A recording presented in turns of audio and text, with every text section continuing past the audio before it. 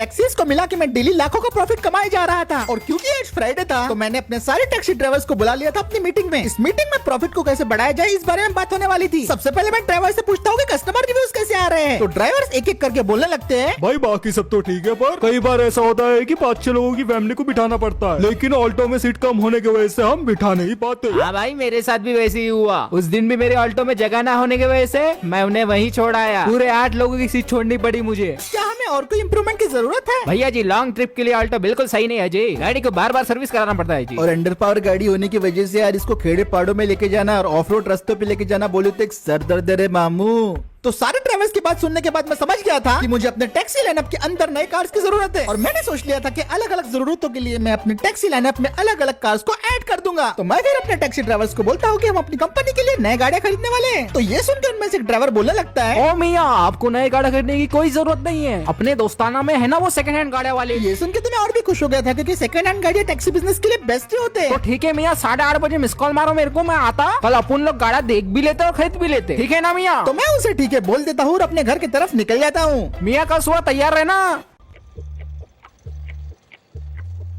अब अगली सुबह मैं काफी जल्दी उठ गया था और नहा धो के मस्त में पैसे के साथ तैयार था। लेकिन जिस टैक्सी ड्राइवर के साथ मुझे शोरूम से न्यू कार्स को देखने जाना था उसे आने में काफी टाइम लग रहा था। मैंने पूरा 15 मिनट इंतजार किया और फाइनली उसके बाद मेरा टैक्सी ड्राइवर आ ही जाता है। फिर उसके बाद मैं टैक्सी की तरफ जाने लगता हूँ, टैक्सी का दरवाजा खोल के अंदर बैठ जाता हूँ। सॉरी मियाँ, टाइम हो गया आने को। कोई बात नहीं भाई, सबसे पहले हम कहाँ जा रहे हैं? एक अपने दोस्ताने वाला है वाद भाई करके, उसने OLX पे डाला था, उसके बाद जा रहे हैं आज अपन। तो मियाँ चलते गुग्गुस। उसके बाद वो अपनी गाड़ी को स्टार्ट करता है और हम लोग न्यू कार्स को देखने के लिए निकल पड़ते हैं सीधा अपने शोरूम की तरफ। अब रास्ते में तो मेरे दिमाग में बस एक ही बात चल रही थी कि बिजनेस के लिए मुझे ऐसी कार्स खरीदनी है जो सस्ती भी हो, उसमें ज्यादा लोग बैठ भी पाए और उसमें खूब सारी पावर भी होनी चाहिए। और फिर थोड़ी देर चलने के बाद हम लोग आ गए थे गांव के एरिया में। सबसे पहले तो हमने झरपट नदी को क्रॉस किया और फिर मैं ड्राइवर से पूछ रहा था कि भाई ये कौन से जंगल में ले आए मुझे। अरे मियाँ, बताया तुमको वाद भाई करके है, वो इधर ही चले थे गुग्गुस में। इनके पास गाड़ियाँ मस्त है मियाँ, उनके टैक्सी वाले बिजनेस में खुद काम आते, पर ध्यान रखना मियाँ, वो बाता के बंदर है वो। फिर उसके बाद हम लोग जंगल में और भी ज्यादा आगे बढ़ने लगते हैं और काफी देर तक जंगल के अंदर चलने के बाद फाइनली हम लोग एक स्टॉक यार्ड में पहुंच जाते हैं जहाँ पे काफी सारी सेकंड हैंड एम्बेसडर गाड़ियाँ रखी हुई थी। अरे मियाँ पहुँच गए अपन, गाड़ियाँ देख लो बोला। ये सुनने के बाद मैं उसे बोलता हूँ कि यार मैंने तो ज्यादा सीट वाली गाड़ी के बारे में बात की थी, ये तो सारी की सारी एम्बेसडर गाड़ियाँ हैं। तुमको लगता भी है भाई कि अपने बिजनेस में काम आ सकती है? देख तो लो मियाँ एक बार, क्या पहले के पहले। तो मैं उसे ठीक है बोलता हूँ और फिर गाड़ी से उतर जाता हूँ। अब इस बंदे की बात वैसे तो सही थी, इन एम्बेसडर गाड़ियों पे मैं छोटा मोटा इन्वेस्टमेंट करके अच्छा खासा पैसा कमा सकता हूँ टैक्सी से। तभी इतने में वो जो टैक्सी वाला बोलने लगता है, मियाँ तुम जरा गाड़ियाँ को चेक वगैरह करो, मैं वाद भाई से मिल के आता हूँ। और हो सके ना मियाँ टेस्ट ड्राइव भी मार लेना, वो चाबे लगा के रखता हो। और वाद भाई है के जी।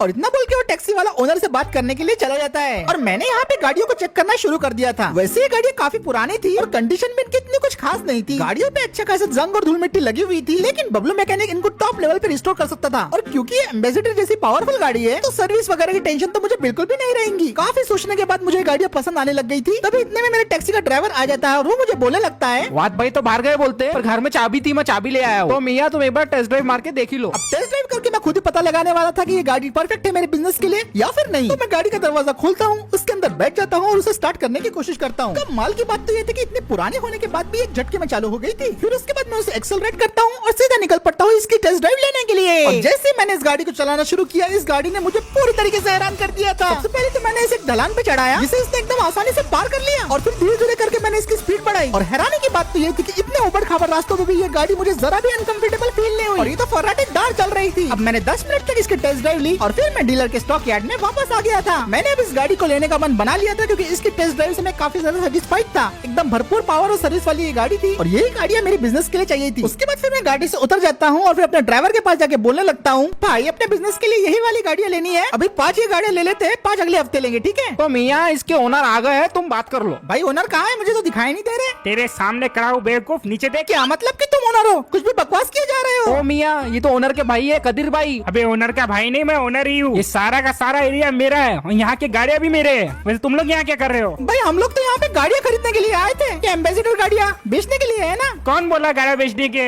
ओ मियाँ, कल ही बात हुई ना वाद भाई से व्हाट्सएप पर, बेचने के ना बोले गाड़ियाँ। अरे बात तू किसके बातों में आ रहा? मालक मैं हूँ, उसने बोल लिया, तूने मान भी लिया कि बिक रही गाड़ियाँ। गाड़ियाँ नहीं बिक रही इधर।